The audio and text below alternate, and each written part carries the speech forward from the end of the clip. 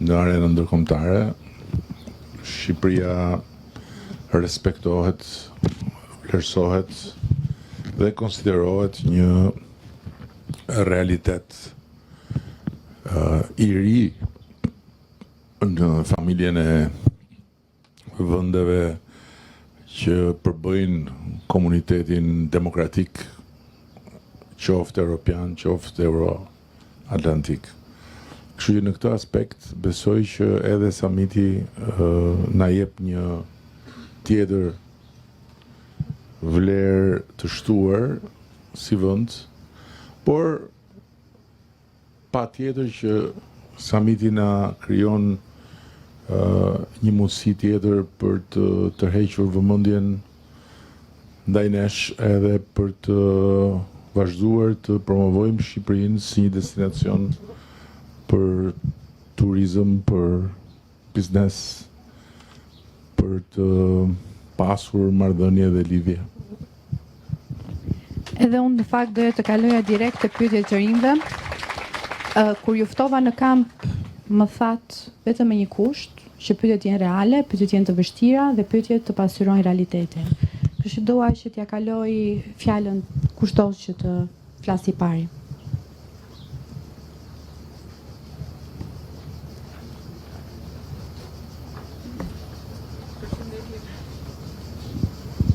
Përshëndetje zoti kryeministër, unë jam Sibora dhe pyetja ime është: pas protestave ju thatë që një pjesë e tyre u ndikuan nga algoritmet e rrjeteve sociale, shumë njerëz e interpretuan këtë si një mënyrë për t'ia hequr përgjegjësinë qeverisë dhe për t'ia kaluar teknologjisë. A nuk rrezikon kjo të tigëllojë sikur problemi nuk ishte shqetësimet reale të qytetarëve, por algoritmi? Faleminderit. Po, të falenderoj.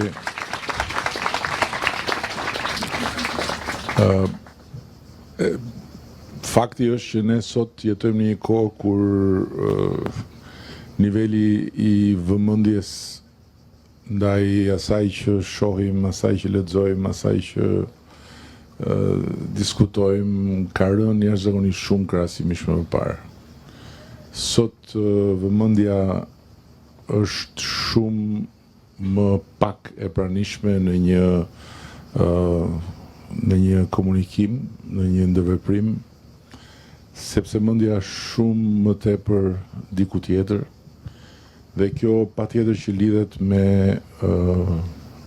praninë jashtëzakonisht të konsiderueshme të botës virtuale në jetën tonë nëpërmjet ekranit të telefonit, ku të gjithë kalojnë një pjesë të mirë të kohës pa e kuptuar, dhe koha ikën edhe më shpejt, dhe nuancat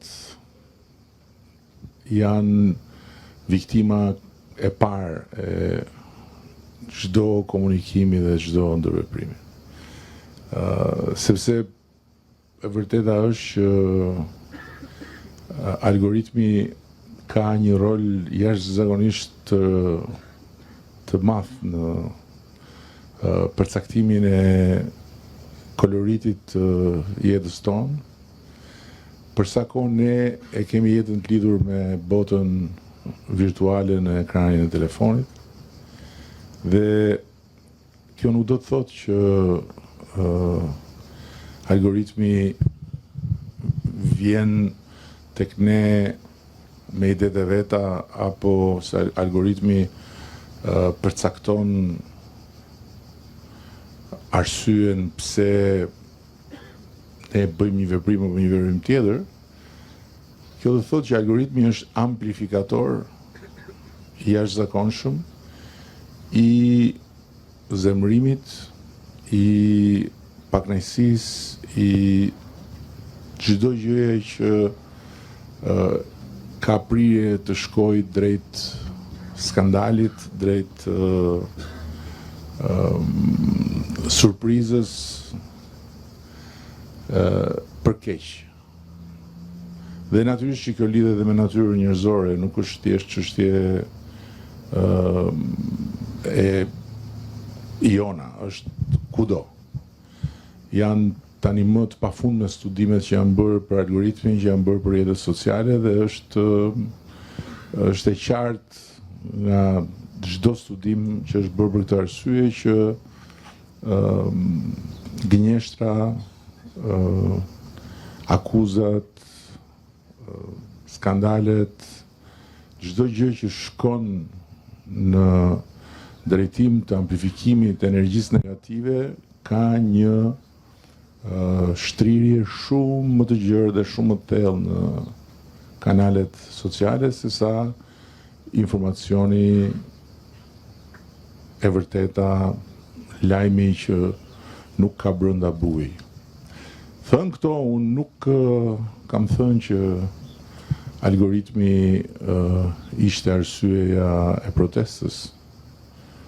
S'është diçka që e kam thënë, është e pa diskutim që protesta ka arsye që janë arsye që lidhen me të përditshme në njerëzve dhe patjetër që ato arsye janë të qëndësishme dhe janë të rëndësishme për të kuptuar edhe për të lexuar si duhet, por algoritmi ka impakt të jashtëzakonshëm në amplifikimin e zhurmës, në amplifikimin e negativitetit, në amplifikimin e të gjitha atyre nxitjeve që vijnë në formën e videove të manipuluara, që vijnë në formën e lajmeve të gënjeshtërta, të cilat i japin patjetër karburant, nëse mund ta quajmë, ose i hedhin benzin një zjarri që natyrisht nuk është ndezur nga algoritmi, është ndezur nga njerëzit. Kjo është, besoj unë, ajo që kam thënë. Ashtu si kundër nga ana tjetër, është e padiskutueshme që çdo protest ka brenda një mesazh ose më shumë se një mesazh, cila do qoftë arsyeja ose cili do qofshin ata që dalin në protest, protesta në vetvete bart mesazhe. Dhe patjetër që detyra ime është të kuptoj sa më mirë mesazhet që bart protesta.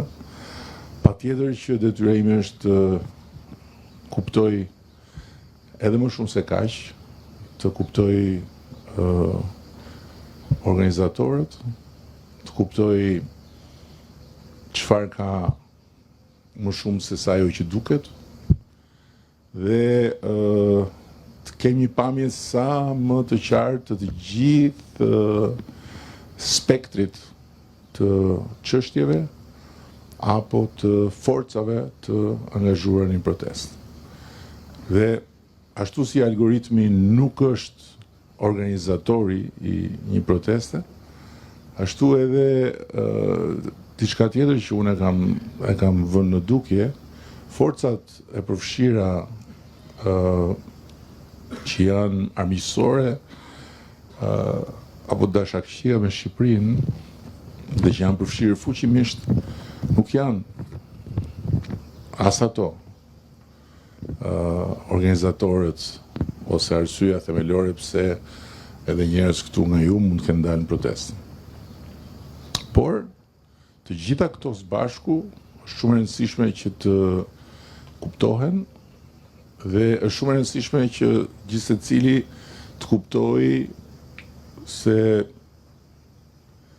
ku mbaron motivi i sinqert i protestës, si adresohet motivi i sinqert i protestës, cilat janë zgjidhjet për ato që janë shqetësimet reale të protestës, dhe ku fillon manipulimi dhe ku fillon në mënyrë të pakuptueshme pjesa që ti si njëri i sinqert në një protestë kthehesh në një vegël pa dijenin tënde i forcave të tjera.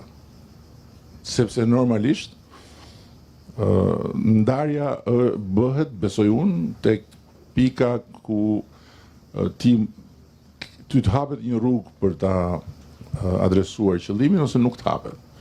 Nëse nuk të hapet rruga, kjo është një gjë, por nëse rruga të hapet, kjo është një gjë tjetër. Dhe për ta mbyllur që për t'i dhënë kohë të tjerëve që kanë pyetje, është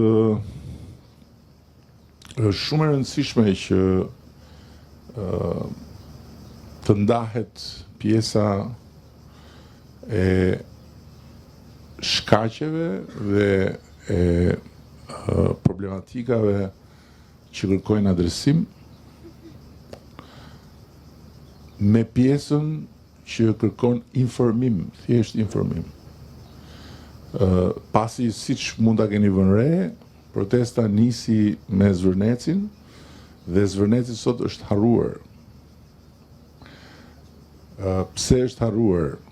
Sepse besoj unë, shumë shpejt u kuptua që realiteti i fakteve ishte i ndryshëm nga çfarë njerëzit kishin perceptuar përmes kanaleve të dizinformimit.